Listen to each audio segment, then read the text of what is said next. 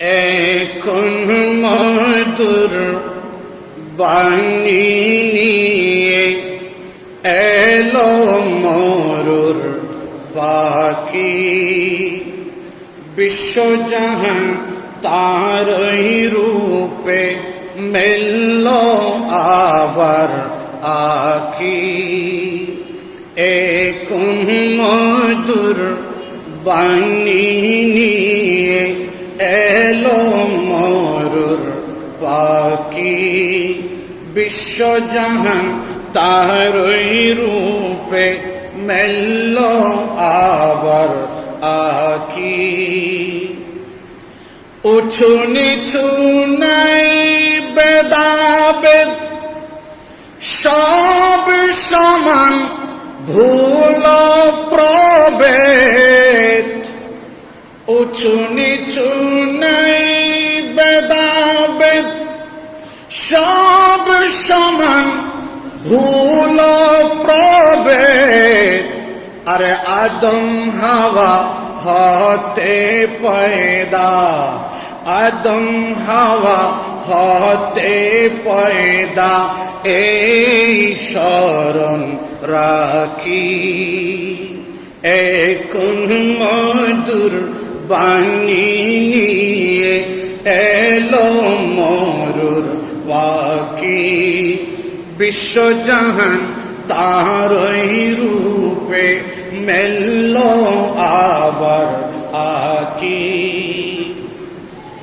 তাওহীদের ইশারা বিনিয়ে ডাকলো যারে সবাই পিয়ে, তাওহীদের ইশারা বিনিয়ে ডাকলো যারে সবাই পিয়ে। তমাম জাহান ছুটে এলো, তমাম জাহান ছুটে এলো, রইল না কেউ বাকি। এখন মধুর বাণী নিয়ে এলো মরুর পাখি, বিশ্বজাহান তারই রূপে মেলল আবার আখি। মোহতারাম মুসল্লি নিজাম, পর্দানশীন মস্তুরাত মা বোনেরা, রহমানা ও রহমাকুমুল্লাহ তাআলা। আল্লাহ রাব্বুল ইজ্জতের আলিশান দরবারে অশেষ শুকর আদায় করছি মহান রব্বুল আলামিন এই বরকতময় জুমার দিনে মুয়াজ্জিনের আজানের আগ থেকে আল্লাহর ঘর মসজিদ এভাবে ভরপুর করে উপস্থিত হওয়ার জন্য, মালিক ওয়ালার কদমে দুটো সিজদা দেওয়ার সুযোগ আল্লাহ আমাদের হায়াতের মধ্যে দিয়েছেন, মেহেরবানি করেছেন। সে মুনিবের দরবারে শুকর আদায় করে বলি না আলহামদুলিল্লাহ। অগণিত লাখো কোটি দরুদ সালাম হাদিয়া প্রেরণ করছি সরকারে দো আলম, ফখরে বনে আদম, নবী দো জাহা, হুজুরে পাক, সাহেবে লৌলাদ, নবী মুহাম্মদুর রাসূলুল্লাহ সাল্লাল্লাহু আলাইহি ওয়াসাল্লামের নূরানি কদমে আমি আপনাদের শুকর আদায় করছি। মহান রব্বুল আলামিন আমাদের আসা যাওয়া ইবাদত বন্দেগী কবুল করুন, বরকত বলে আমিন। সম্মানিত হাজিরিন, কোরআনুল করিম ফুরকানে হামিদের সূরাতুল আল ইমরান শরীফের তিনটি বরকতময় আয়াত কারিমা তেলাওয়াত করেছি। আল্লাহর মাহবুবের অসংখ্য হাদিসে রাসূল থেকে ছোট্ট একটা হাদিসে পাক তেলাওয়াত করেছি। আয়াত এবং হাদিসে পাককে সামনে রেখে দু একটি কথা বলে অল্প সময় আমার আলোচনা শেষ করার চেষ্টা করব। আল্লাহ শুনে বুঝে আমল করার তৌফিক দান করুন। সম্মানিত হাজিরিন, আজ পৃথিবীর জমিনে যদি আমরা সবখানে দৃষ্টি দিয়ে থাকি, দেখবেন মানুষের মধ্যে এক অস্থিরতা বিরাজ করছে। শান্তি নামক সেই মানুষের চাওয়া, এটা আজ পৃথিবীতে নাই বললে চলে। যেদিকে থাকায় আমাদের আজ রাষ্ট্রনীতি, সমাজনীতি, ধর্মনীতি, অর্থনীতি, সমাজ ব্যবস্থা, রাষ্ট্র ব্যবস্থা, পারিবারিক নীতি, আচার আচরণ, চলাফেরা, উঠা বসা, লেনদেন, পারিবারিক, সামাজিক, ধর্মীয়, অর্থনৈতিক, রাষ্ট্রীয় জীবনের প্রতিটা সেক্টরে এক অস্থিরতা বিরাজ করছে। মানুষের নাই কোনো সামাজিক মর্যাদা, মানুষের মধ্যে কোনো ইজ্জত, সম্মান, মর্যাদা আমরা ভুলে যেতে বসেছি। সমাজের প্রত্যেকটা রন্ধ্রে রন্ধ্রে, রাষ্ট্রের প্রতিটা রন্ধ্রে রন্ধ্রে দুর্নীতি, সুদ, ঘুষ, মদ, জুয়া, ব্যভিচার, আর পৃথিবীর সবচেয়ে নিকৃষ্টতম মানুষের যে দুচ্চরিত্র দর্শনের মতো, শিশু দর্শন থেকে শুরু করে এই দর্শনের মতো, জেনা ব্যভিচারের মতো চিত্রগুলো আজ সমাজের প্রতিটা রন্ধ্রে রন্ধ্রে বিরাজ করছে। মানুষ এই সমস্ত বিষয়ে এক অসহায়ের মতো জীবন যাপন করছে, না নিজের পরিবার পরিজনকে নিরাপত্তা দিতে পারছে, না এখান থেকে মুক্ত হওয়ার কোনো সংস্কৃতি বা কোনো ব্যবস্থা তারা নির্ণয় করতে পারছে।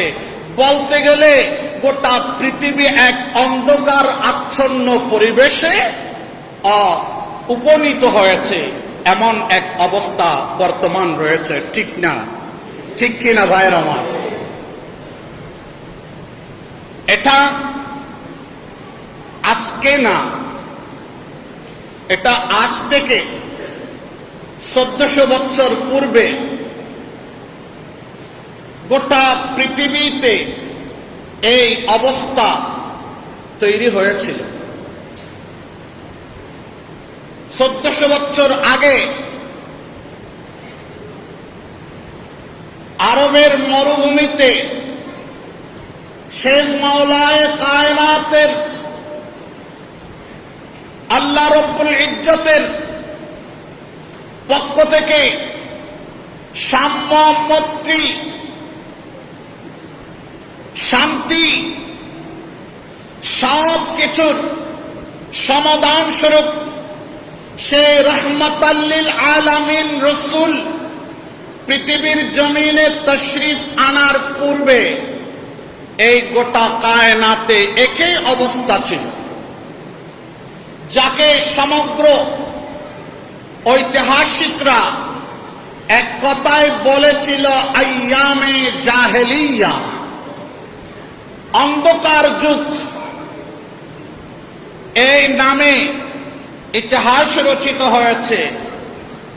তখনও একই অবস্থা ছিল, মানুষ নিরুপায় হয়ে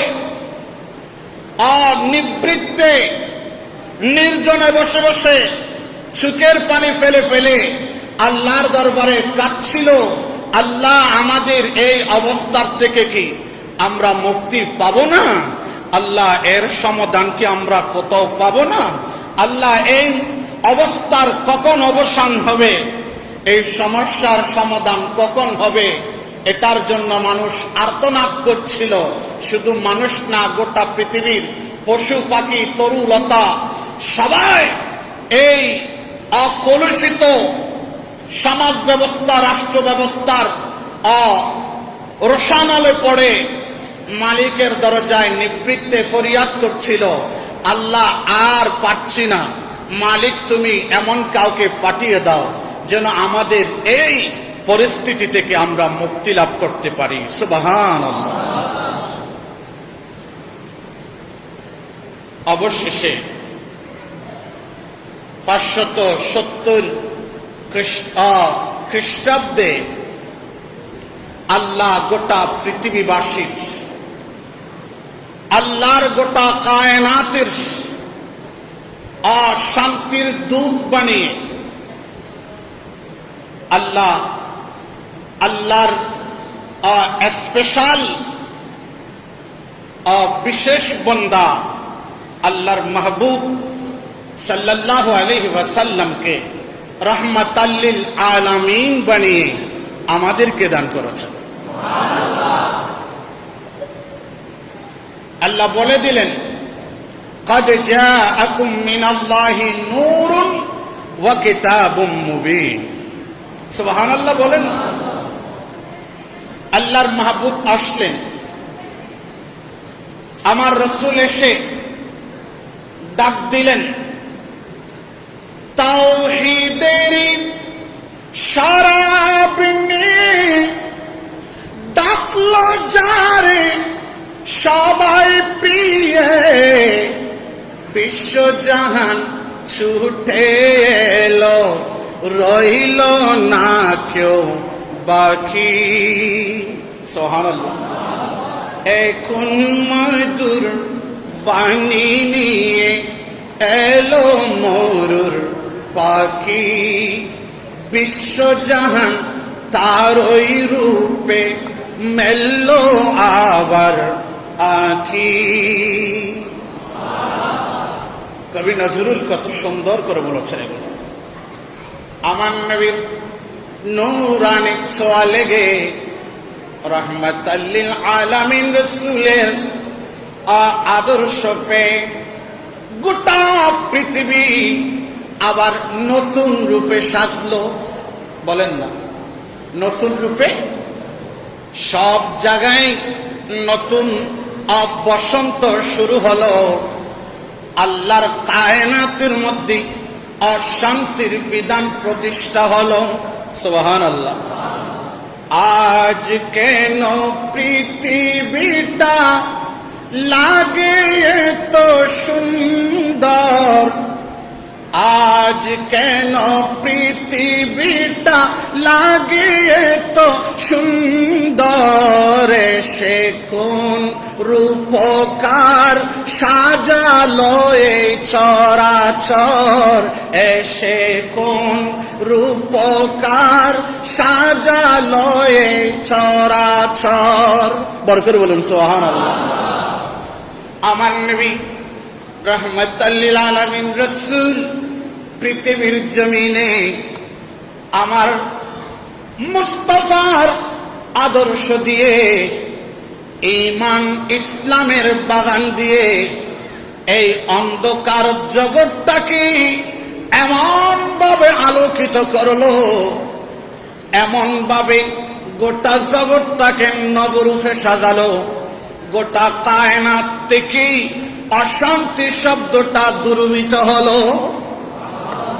আর একটু বড় করে বলেন।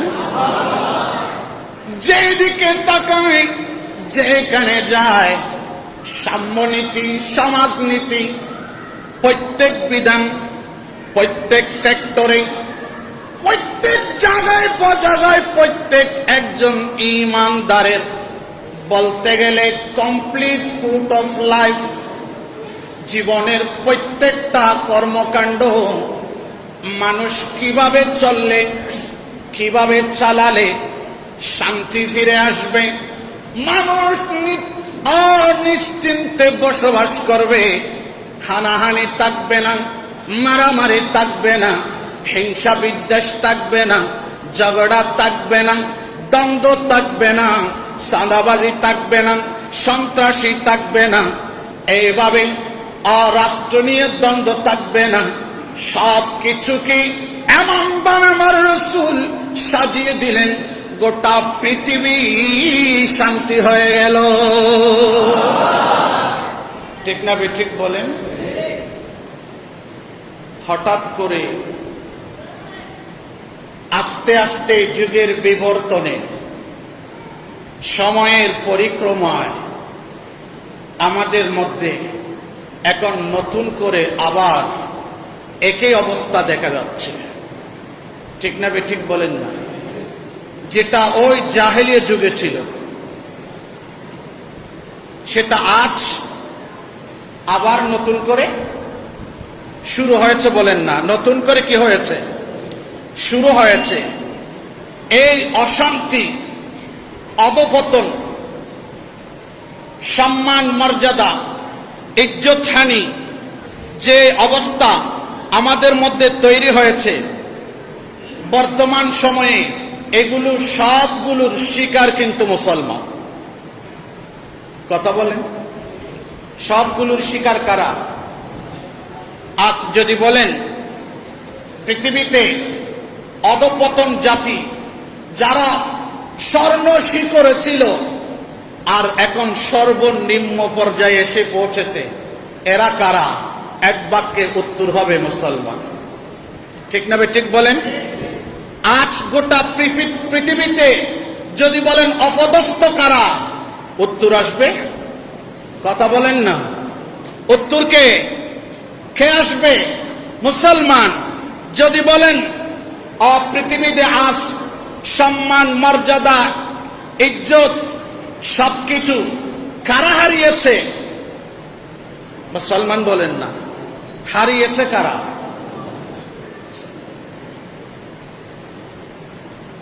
তাহলে আমি কথা দীর্ঘ করছি না, লম্বা ব্যাখ্যা করলে অনেক সময়ের প্রয়োজন। এগুলো আশা করছি এতটুকুতে আপনারা শিক্ষিত মানুষ বুঝে গিয়েছে। আজ আমাদের যেদিকে তাকায় হতাশা, আমাদের হতাশার কোনো শেষ নাই, কোনো দিকে আমাদের কোনো নিরাপত্তা নেই। আমরা কোথাও নিবৃত্তে নিশ্চিন্তে বসবাস করব এই অবস্থা। কি ধনী বলেন, কি গরিব বলেন, কি পলিটিশিয়ান বলেন, কি ব্যবসায়ী বলেন, কি চাকরিজীবী বলেন, প্রত্যেক জায়গায় আমরা আজ অসহায়।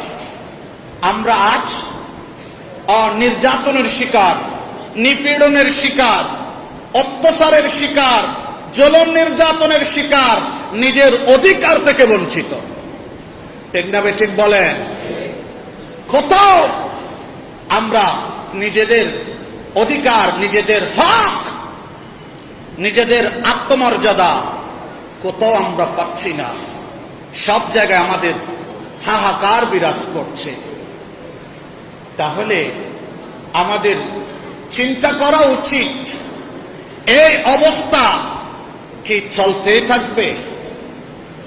কথা বলেন না, এই অবস্থা কি চলতে থাকবে? এক সময় এই অবস্থা চলছিল, মানুষ ফরিয়াদ করছিল, কারণ আল্লাহর পক্ষ থেকে রহমতাল্লিল আলামিন হিসেবে রসুল আসার অপেক্ষায় ছিলেন সবাই। এটা সবাই জানতেন, একজন মুক্তিদাতা আসবে। ঠিক না ঠিক? এটার জন্য অপেক্ষা করছিল। তো এখন কি নতুন কোন মুক্তিদাতা আসবে নাকি? আর কোন রসুল আসবে? মা কানা মুহাম্মাদুন আবা আহাদিম মির রিজালিকুম ওয়ালাকিন রাসূলুল্লাহি ওয়া খাতামান নাবিয়্যিন। আর একটু বড় করে বলেন। গোটা কায়নাতের মধ্যে সর্বশেষ নবী হিসেবে আল্লাহ আমার নবীকে পাঠিয়ে দিয়েছেন। তো আর নতুন কোন নবী আসবে না। তাহলে আমরা কি করব? এভাবে চলতে থাকবে? তাহলে বুঝতে হচ্ছে, আমাদের এটাই বুঝতে হবে, আমাদের এই সমস্যার সমাধান আমাদেরকে কি করতে হবে? বের করতে হবে।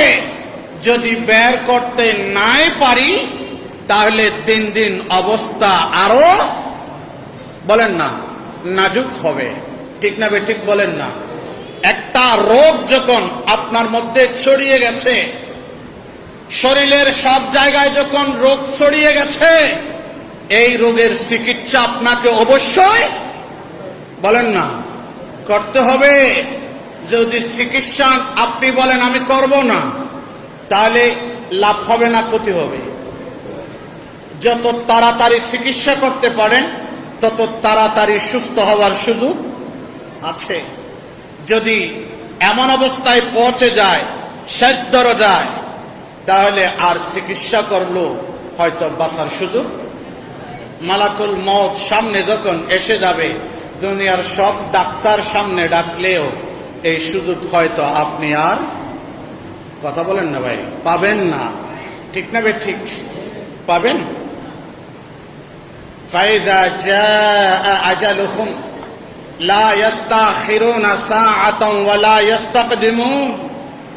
জীবনের অন্তিম মুহূর্ত যখন সামনে এসে যাবে, তাহলে আমার আল্লাহ বলেছেন, না তোমাকে এক কদম সামনে যাওয়ার সুযোগ দেওয়া হবে, না এক সেকেন্ড দেরি করার সুযোগ দেওয়া হবে। বড় করে বলুন সুবহানাল্লাহ। তাহলে আমাদের সময় যখনই আছে তখনই আমাদের এগুলা নিয়ে চেষ্টা করে যাওয়া দরকার। ঠিক না ঠিক বলেন? আসুন তাহলে এই যে রোগ আমাদের অধঃপতনের, আমাদের মানসিক মানবিক সব জায়গায় যে আমাদের অধঃপতন, এই রোগের আমাদের যদি চিকিৎসা করতে হয়, তাহলে আসল রোগটাই নির্ণয় করতে হবে। ঠিক না ঠিক বলেন? প্রথমে আমাদের এই রোগ হওয়ার, এই রোগ কি হয়েছে, কি এই রোগ, এটা আমাদের আগে কি করতে হবে? নির্ণয় করতে হবে। 2 নম্বর, এই রোগের কি কারণ, কেন এই রোগ হলো, সেটা আমাদের আগে কি করতে হবে? নির্ণয় করতে হবে। এটা যদি পারি, তাহলে এবার সে অনুযায়ী আমাদের কি করতে হবে? এই রোগ থেকে মুক্ত হওয়ার চিকিৎসা বা প্রতিকার কি, সেটা আমাদের খুঁজে বের করতে হবে। বড় করে বলুন সুবহানাল্লাহ। যদি আমরা এটাই পারি, এই 3টি কাজ, প্রথম এই রোগের কারণ কি, মূল রোগটা কি, 2 নম্বর হলো এই ঈমানদার মুসলমানের ভিতরে এই রোগের কারণ কি, কেন এই রোগ আমাদের মধ্যে আসলো, এটা তো আমাদের ভিতর ছিল না। ঠিক না ঠিক বলেন? এটা তো আমাদের ভিতর ছিল না, এটা কি কারণে আসলো। 3 নম্বর, এটার চিকিৎসা বা প্রতিকার কি, এটা যদি আমরা বের করতে না পারি, তাহলে আজকের দিন আমাদের জন্য ভালো যাচ্ছে, কালকেরটা হয়তো আরো বড় বলেন না মারাত্মক হয়ে আসবে। আজকে আমার অমুক ভাইয়ের মেয়ে দর্শন হয়েছে, আমার মাথা ব্যথা হয় নাই, আমি নিশ্চিন্তে ঘুমিয়েছি, কি গ্যারান্টি দেবেন কালকে আপনার বোন, আমার মেয়ে আপনার মেয়ে হবে না? নিশ্চয়তা আছে? তাহলে এগুলার থেকে বের হওয়ার উপায় আমরা যতক্ষণ বের করতে পারবো না, মুসলমানের ভিতরে চিন্তা চেতনা যতদিন ডুববে না, ততদিন আমাদের পরিবার, সমাজ, দেশ, রাষ্ট্র এগুলো কখনো পরিবর্তন হবে না। আমাদের মধ্যে শান্তিও কোনোদিন আর আসবে না। ঠিক না ভাই? ঠিক বলে। এই শান্তি সব কানে শুনি শুধু শান্তির বাণী, শান্তির দাওয়াত, সবাই বলে আমরা শান্তি চাই, শান্তি কায়েম করতে চায়।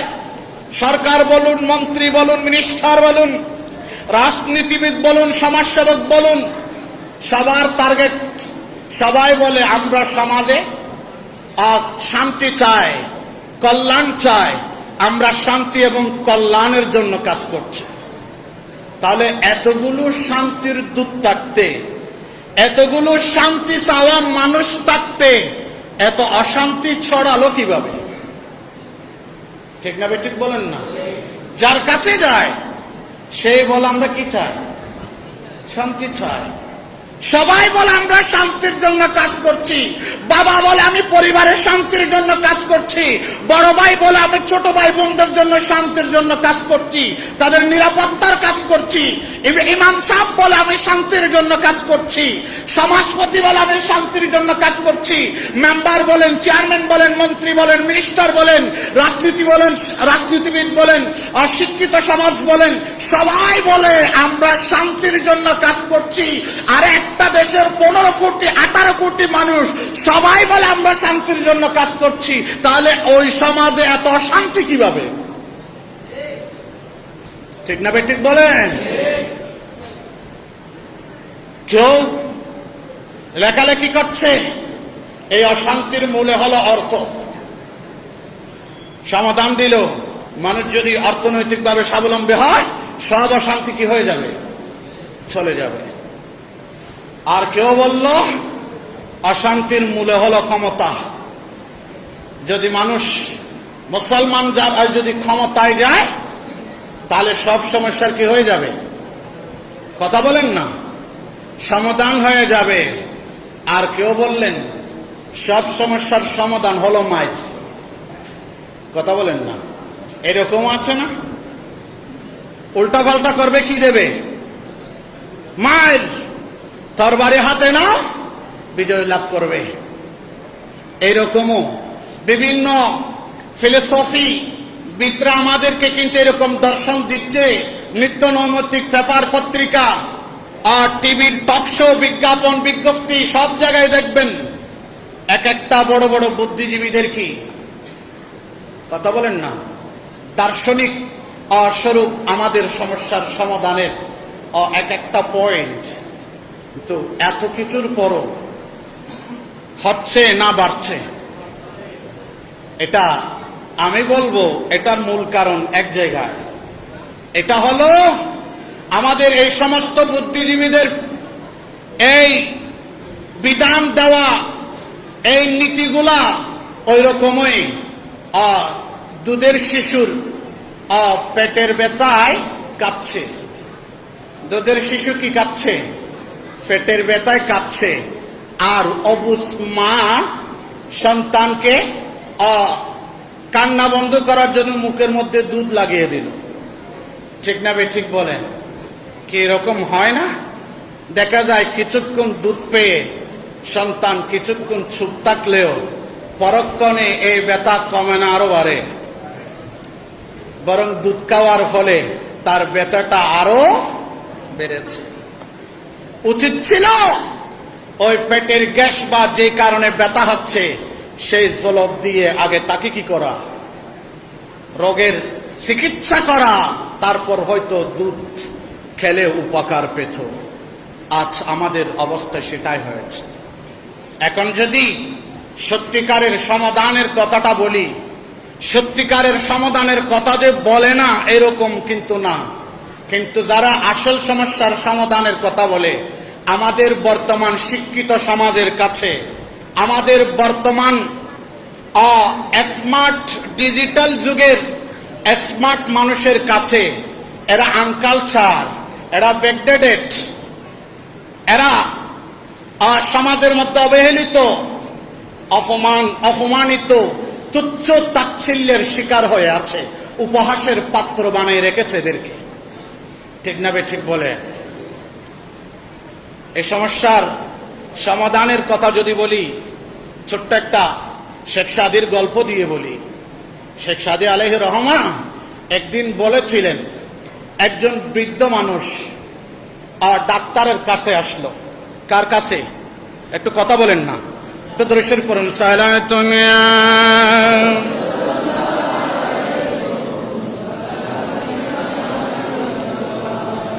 आपकी फरकत ने मारा या नबी, दिल हुआ गम चे दोबारा या नबी सारा दुनिया।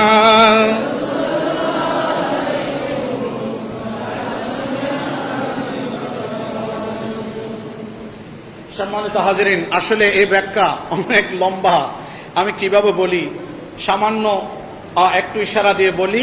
ওই বৃদ্ধ মুরব্বীটা ডাক্তারের কাছে এসে বলল যে ডাক্তার সাহেব, আমার দৃষ্টিশক্তি কি কমে আসছে। কথা বলেন না, কি বলছে? ডাক্তার সাহেব, আমার দৃষ্টিশক্তি কমে গেছে। ডাক্তার উত্তর দিলেন, চাচা, এটা আপনার বার্ধক্যের কারণ। কিসের কারণে? বার্ধক্যের কারণে। ডাক্তার সাহেব আবার এটা বলার পর রোগী আবার বললেন যে আমার কোমরে কি করে, ব্যথা করে। ডাক্তার বললেন, চিন্তা করার কারণ নাই, এটা আপনার কিসের কারণে? ভাই বলেন না, বার্ধক্যের কারণে। এবার রোগী আবার বললেন, আমি এগুলো নোট করেছি, জন্য একটু দেখে দেখে বলছি আপনাদের। অনেকগুলো কথার থেকে আমি শুধু সারসংক্ষেপ বলছি। আমি প্রত্যেকটা জিনিস ইনশাল্লাহ স্টাডি করে আসি, আবার এখানে এমনি মন গড়া বলি না। দেখেন, বললেন ডাক্তার সাহেব আবার, উনি বললেন আমার শ্বাস প্রশ্বাস একটু চলাফেরা করলে কি হয়ে যায়, শ্বাস প্রশ্বাস বেড়ে যায়। ডাক্তার বললেন, চিন্তার কারণ নাই, এটা আপনার কিসের কারণ? কথা বলেন না, বার্ধক্যে কারণ। এবার বললেন ডাক্তার সাহেব, খিদে নাই, সারাদিন না খেলেও পেটে ক্ষুধা আসে না। আগে কত খাবার খেতাম, এখন অল্পটুকু খেতে পারি না, ভালো করে এগুলো হজম হয় না, সারাদিন না খেলেও খিদা লাগে না। ডাক্তার বললেন, এটাও আপনার কিসের কারণ?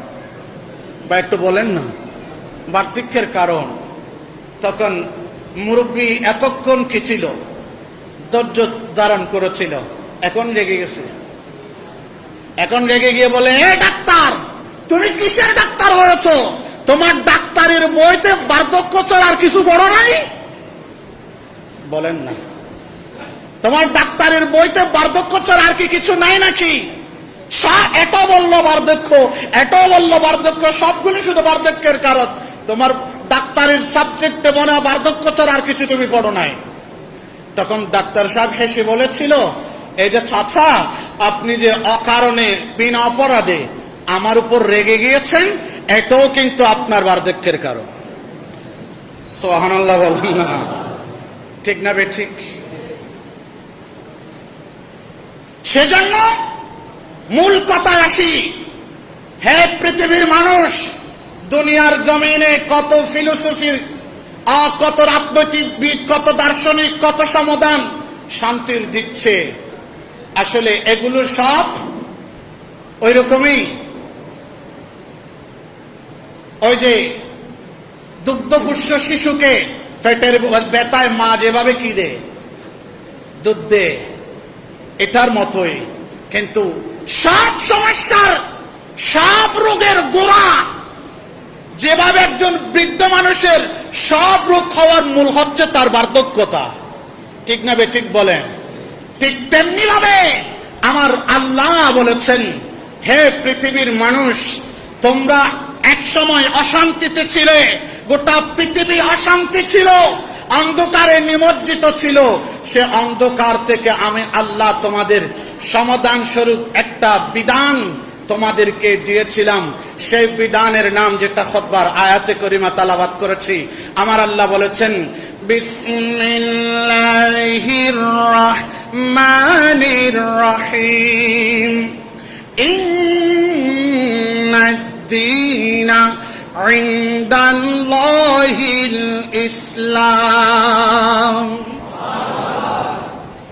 আমার আল্লাহ বলেন, হে পৃথিবীর মানুষ, পৃথিবীর জমিনে আমি রব্বুল আলামিন তোমাদের জন্য চলাফেরা, উঠা বসা, লেনদেন, পারিবারিক, সামাজিক, ধর্মীয়, অর্থনৈতিক, রাষ্ট্রীয় জীবনের প্রত্যেকটা ক্ষেত্রে শান্তির বিধান কায়েম করার জন্য, শান্তির মুক্তির সনদ স্বরূপ আমি আল্লাহ তোমাদেরকে একটি মাত্র জীবন বিধান দিলাম। সেই বিধানের নাম ইসলাম। আরেকটু বড় করে বলুন না সুবহানাল্লাহ। সেই বিধানের নাম কি? ইসলাম। আমার আল্লাহ বলেন, সেই বিধানের নাম ইসলাম। অপর আয়াতে সূরাতুল আলে ইমরান শরীফের 85 নম্বর আয়াতের মধ্যে আল্লাহ রাব্বুল আলামিন ইরশাদ করছেন এভাবে, ওয়া মান ইয়াবতাগি গায়রাল ইসলামি দীনান ফালান ইউকবালা মিনহু ওয়া হুয়া ফিল আখিরাতি মিনাল খাসিরিন। আমার আল্লাহ বলেন, হে পৃথিবীর মানুষ, ইসলাম তোমার ধর্ম, ইসলাম তোমার জীবন বিধান, ইসলাম বিধান হিসেবে কমপ্লিট কোড অফ লাইফ তোমার জন্য। সুতরাং সেই ইসলামের বিধি বিধানের বাইরে ওয়া মান ইয়াবতাগি